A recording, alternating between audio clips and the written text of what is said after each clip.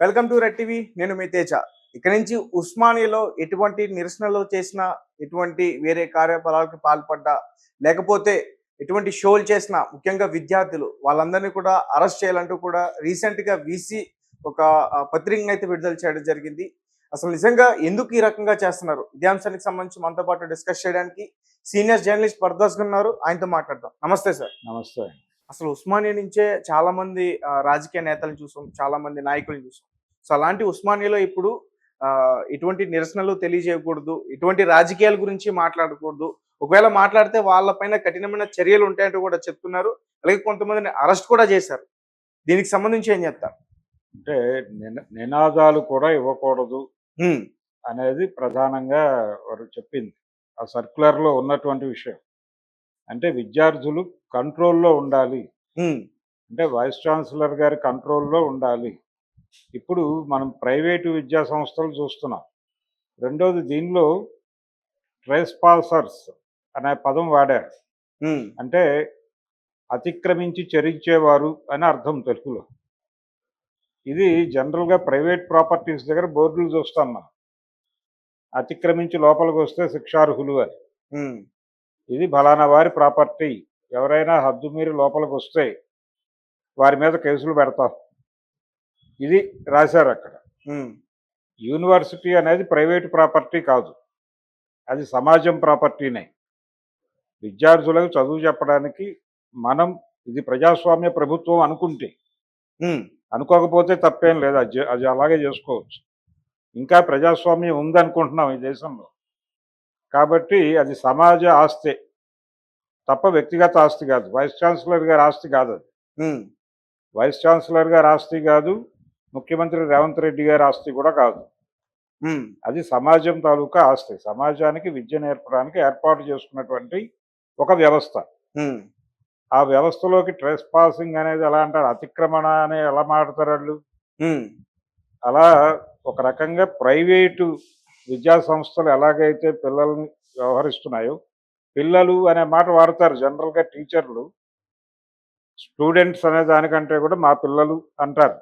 ఈ మా పిల్లలు అనేటువంటి అభిప్రాయాన్ని ఉపాధ్యాయుల్లో కూడా చంపేయటం అనేది ప్రోగ్రామ్‌గా జరుగుతోంది. హ్మ్. విద్యార్థుల్ని విద్యార్థులుగానే చూడండి. పిల్లలు అనకండి. పిల్లలు అంటే ఒక అటాచ్‌మెంట్ వస్తుంది మళ్ళీ మీకు. హ్మ్. అటాచ్‌మెంటు, బిలాంగింగ్‌నెస్ ఇవన్నీ వద్దు మనకి. స్టూడెంట్స్‌ని స్టూడెంట్స్ అని మాత్రమే వ్యవహరించండి. హ్మ్. స్టూడెంట్ ఫ్యాకల్టీ అంతవరకే. కాబట్టి వాళ్ళు పద్ధతిగా లేకపోతే ఏదైనా నిరసనలు అవి తెలియజేయటానికి వాళ్ళకి హక్కు లేదు. చదువుకోవడానికి వచ్చారు, చదువుకోవాలి అంతవరకే. అవును. చదువు తప్ప ఇతర కార్యక్రమాలు వాళ్ళకి సంబంధం లేదు. హ్మ్. మేమేం చెప్తామో అది విని బుద్ధిగా పరీక్షల్లో రాసి బయటికెళ్ళిపోతే చాలు అనేది వారు చెప్పినటువంటి సారాంశం. హ్మ్.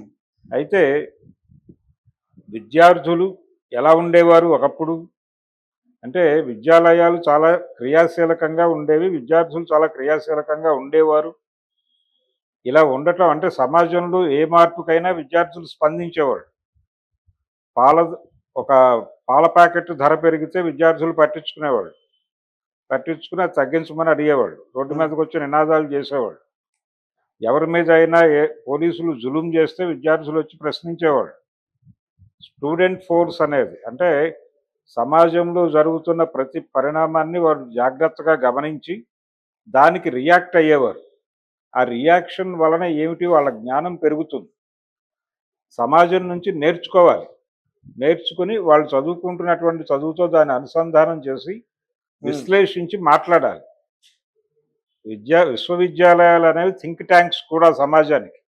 హ్మ్. అక్కడి నుంచి వచ్చినటువంటి ఐడియాసు ఆ అభిప్రాయాల నుంచి సమాజం మంచి గతిలోకి వెడుతుంది హ్మ్. అనేటువంటి ఒక అభిప్రాయం ఉంది ఇదివరకు. దాన్ని చంపేసే ప్రయత్నం చేస్తున్నారు. హ్మ్. ఇది ఈ రోజున మొదలైనది కాదు. 85లోనే ఎన్టీ రామారావు గారు సీఎంగా ఉన్నప్పుడు ఆయన కాలేజీల్లోనూ, ఇతర విశ్వవిద్యాలయాల్లోనూ కూడా ఎలక్షన్ కార్యక్రమాలు ఆపేయండి అని చెప్పాడు. హ్మ్. రాజకీయాలు వద్దు విద్యార్థులకి. హ్మ్. విద్యార్థులకి రాజకీయాలు ఎందుకు? వాళ్ళు చదువుకోవడానికి కదా ఉంది. చదువుకోమనండి. సమాజం గురించి తెలియకపోతే ఎలాగా? ఇప్పుడు సమాజం గురించి తెలిసి సమాజం గురించి స్పందించినటువంటి విద్యార్థి లోకం నుంచే ప్రతి రాజకీయ పార్టీకి సెకండరీ లీడర్షిప్ వచ్చేది. ఉమ్, గతంలో విద్యార్థి ఉద్యమాలు బలంగా ఉన్న రోజుల్లో ప్రతి రాజకీయ పార్టీకి ఒక విద్యార్థి విభాగం ఉండేది. కమ్యూనిస్ట్ పార్టీ సిపిఐకి ఏఐఎస్ఎఫ్ ఉండేది, సిపిఎంకి ఎస్ఎఫ్ఐ ఉండేది, భారతీయ జనతా పార్టీకి ఏబీవీపీ ఉండేది, ఉమ్, సిపిఐ ఎంఎల్ పీపుల్స్ వార్, అప్పుడు పీపుల్స్ వారికి ఆర్ఎస్యు ఉండేది, రాడికల్ విద్యార్థి సంఘం. ఉమ్, అలాగే ఇంకొక ఎంఎల్ గ్రూప్కి పీడిఎస్యు ఉండేది, అలాగే ఇంకొక ఎంఎల్ గ్రూప్కి డిఎస్ఓ ఉండేది. ఉమ్, ఇలా అనేక విద్యార్థి సంస్థలు ఉండేవి. భావ సంఘర్షణలు జరగాలి అక్కడ. సమాజంలో జరుగుతున్నటువంటి మార్పులకి ఉమ్, వాటిని గమనించి అధ్యయనం చేసి అక్కడ ఒక అభిప్రాయం రావాలి. ఆ అభిప్రాయంతో విభేదించే వాళ్ళు ఉంటారు. ఉమ్, వాళ్ళ మధ్య ఒక ఘర్షణ జరిగితే ఒక మంచి అభిప్రాయం బయటకు వస్తుంది. ఉమ్, ఎందుకంటే వాళ్ళు చదువుకుంటున్న పిల్లలు కాబట్టి. అలాగే తెలుగు రాష్ట్రాల్లో గుంటూరులో మెడికల్ కాలేజీలో చదువుకునే విద్యార్థులు నక్సల్బరీ పోరాటానికి స్పందించి నక్సల్బరీ సంఘీభావ సమితి అని పెట్టారు ఆ రోజు గుంటూరులో. ఉమ్, వాళ్ళు మెడికల్ స్టూడెంట్స్, వాళ్ళు మెడికల్ వ్యవహారాలు మాత్రమే చూసుకోవాలి, మిగిలిన ప్రపంచంతో సంబంధం లేదంటే అలాగా. సమాజంలో ఏం జరుగుతోందో వాళ్ళు సమాజంలో భాగమే కదా ఉమ్, విద్యార్థులు. దీనివలన ఏం జరుగుతుందంటే విద్యార్థులు చదువు మాత్రమే చదువుకోవాలంటే వీళ్ళు ఇళ్ళకి వెళ్ళినప్పుడు ఇళ్లలో పని చేయాలిగా, కొంచెం వీళ్ళ పార్టిసిపేషన్ ఉంటుందిగా ఇంట్లో జీవనంలో. ఉమ్, తల్లిదండ్రులకి వీళ్ళు ఏదైనా హెల్ప్ చేయటమో పాడో ఉండాలి కదా. అవి కూడా చెయ్యం మేము విద్యార్థులమే అంటే ఏమిటి పరిస్థితి? మేము చదువుకుంటాం, మిగిలిన పనులతో మాకు సంబంధం లేదంటే ఏమైపోవాలి ఆ ఇల్లు? అదే జరుగుతోంది చాలా ఇళ్లలో ఇప్పుడు. ఉమ్, మేము కేవలం చదువుకుంటాం, మాకు ఇంట్లో ఏ బాధ్యత లేదు, మీరు ఏ చావైనా చావండి, మాకు డబ్బులు కట్టండి అక్కడ అనే పరిస్థితికి ఎందుకు వస్తున్నారు? ఇదివరకు పిల్లలు ఇలా లేరు. ఇంట్లో బాధ్యతలు చూసేవాళ్ళు. ఇంట్లో ఏదైనా నీళ్లు రాకపోతే వెళ్ళి పట్టుకొచ్చి, అలాగే ఏదైనా రేషన్ కావాలంటే వెళ్ళి అక్కడ నిలబడి తీసుకొచ్చి, ఇల్లు నడపటంలో పిల్లల పాత్ర క్రియాశీలకంగా ఉండేది. ఇప్పుడు ఉందా? లేదు. లేదు. వాళ్ళని డిటాచ్ చేస్తారు, అన్ని యాక్టివిటీస్లో నుంచి డిటాచ్ చేస్తున్నారు. ఈ డిటాచ్ అయిపోయినటువంటి పిల్లలు జీవితంలోకి వెళ్ళినప్పుడు వాళ్ళు స్ట్రైట్గా ఇష్యూస్ని ఎదుర్కోవడంలో ఫెయిల్ అవుతున్నారు. అవును. సాంసారిక జీవితాల్లో కూడా వైఫల్యాలు జరగడానికి అది కూడా ఒక కారణం. ఉమ్, ఎవరిని ఎలా రెస్పెక్ట్ చేయాలి, ఎవరిని ఎలా కలుపుకుని వెళ్ళాలి, ఎవరితో ఎలా వ్యవహరించాలి కూడా తెలియటం లేదు వాళ్ళకి జీవితంలోకి వచ్చాక. ఉమ్, ఇలా ఈ విచిత్రమైనటువంటి జీవితాలని తయారు చేస్తున్నాయి అక్కడ ప్రైవేట్ పాఠశాలలు. ఉమ్, ఇప్పుడు ప్రభుత్వ కళాశాలల్ని, ప్రభుత్వ విశ్వవిద్యాలయాలను కూడా అలా తయారు చేద్దామని చూస్తున్నారు వాళ్ళు నోరు కట్టే ప్రయత్నం చేస్తున్నారని చెప్తున్నారు మీరు. రేవంత్ రెడ్డి గారు. ఉమ్, వీళ్ళకేమో ఉద్యమాలు వీళ్ళకి ఉపయోగపడాల్సి వచ్చినప్పుడు స్టూడెంట్స్ కావాలి. ఉమ్, వీళ్ళు ప్రతిపక్షంలో ఉన్నప్పుడు అధికార పక్షం మీద గొడవ చేయాలంటే విద్యార్థులు కావాలి. ఉమ్, తెలంగాణ ఉద్యమంలో విద్యార్థులు పాల్గొన్నారు కదా. అవును. ఉస్మానియా యూనివర్సిటీ నుంచి కదా, ఉస్మానియా నుంచి జరిగినటువంటి హైదరాబాద్ ఫర్ హైదరాబాదీస్ అనేటువంటి ఒక నినాదం ఇచ్చారు ఆ రోజున ముల్కీ నిబంధనల కోసం నిజాం నవాబు కాలంలో. ఉమ్, అవి సాధించుకున్నారు వాళ్ళు. మేము చదువుకుని బయటకు వెళ్తే ఇక్కడ ఉద్యోగాల్లో ఎవరెవరో వచ్చి షేర్ తీసుకుంటున్నారు. ఉమ్, మాకు కదా హైదరాబాదీస్ది కదా, వాళ్ళెవరికో ప్రాధాన్యత ఇవ్వటువంటి ఉద్యోగాల్లో మేము ఇక్కడ నానా కష్టాలు పడుతుంటే అని వాళ్ళు ముల్కీ నిబంధనలు అమలు చేయాలని ఉద్యమం చేశారు. ఉమ్, అది జరిగింది. అలా అనేక సందర్భాల్లో వాళ్ళు సమాజంలో జరుగుతున్నటువంటి అన్యాయాలకు స్పందించి మాట్లాడితే అక్కడి నుంచి కదా లీడర్షిప్ వచ్చింది పార్టీలకి, సెకండరీ లీడర్షిప్. ఉమ్, పివి నరసింహారావు ఉస్మానియా నుంచి వచ్చిన వాడే కదా.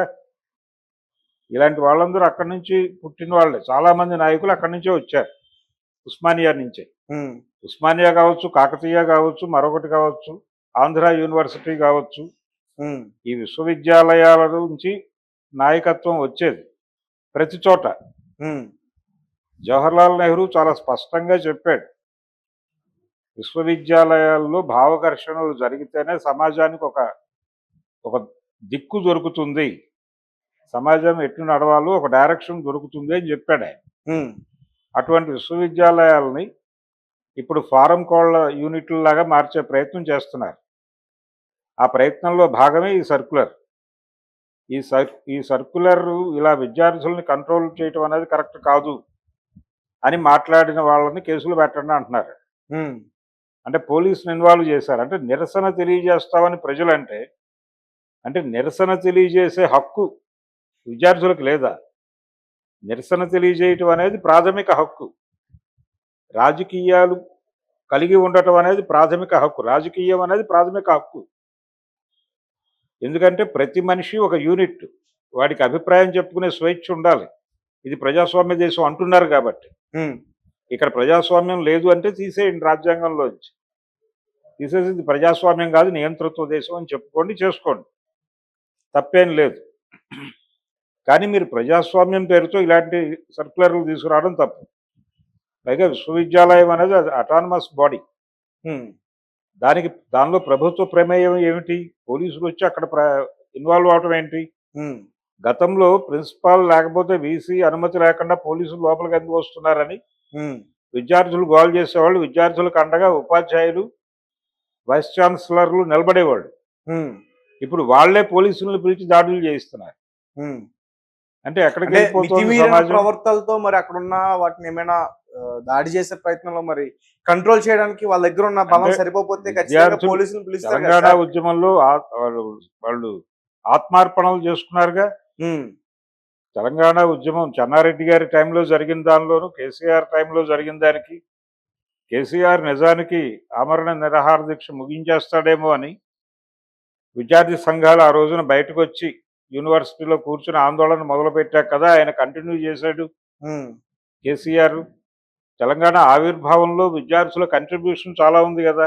ఉమ్, అటువంటి విద్యార్థి లోకాన్ని మీరు నోరు మూసుకుని పడి ఉండండి.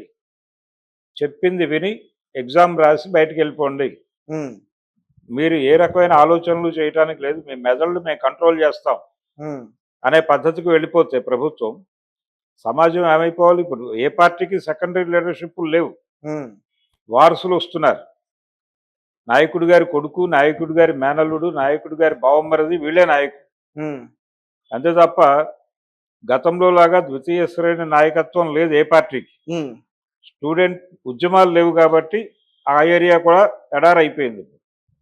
ఇలా ఎడారుల్ని పెంచి పోషించడమే ప్రోగ్రామ్గా రేవంత్ రెడ్డి గారు ఇప్పుడు ఈ సర్క్యులర్ తీసుకొచ్చాడు. ఉమ్.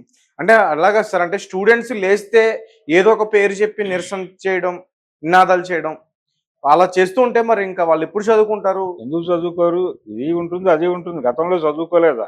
ఉమ్, గతంలో ఈ సర్క్యులర్లు లేని రోజుల్లో వాళ్ళు ఆందోళనలు చేశారు. తెలంగాణ పోరాటం అప్పుడు కూడా వాళ్ళు ఆందోళనలు చేశారు, చదువులు చదువుకున్నారు, ఉమ్, పరీక్షలు రాశారు. ఎవరు చదువులు వదిలిపెట్టరు.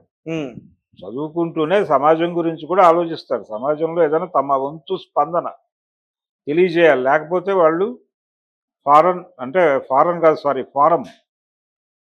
కోళ్ళలా తయారవుతారు. ఉమ్, అందుకని అలా కండిషను దీనిలో వాళ్ళని ఎన్విరాన్మెంట్లో పెంచడం తప్పు. విద్యార్థుల మనసులు స్వేచ్ఛగా వికసించాలి. ఆ వికాసాన్ని ఆపేసి వాళ్ళకి ఏమీ అర్థం కాకుండా చేసే సమాజం, వారి జీవితం ఏంటో కూడా వారికి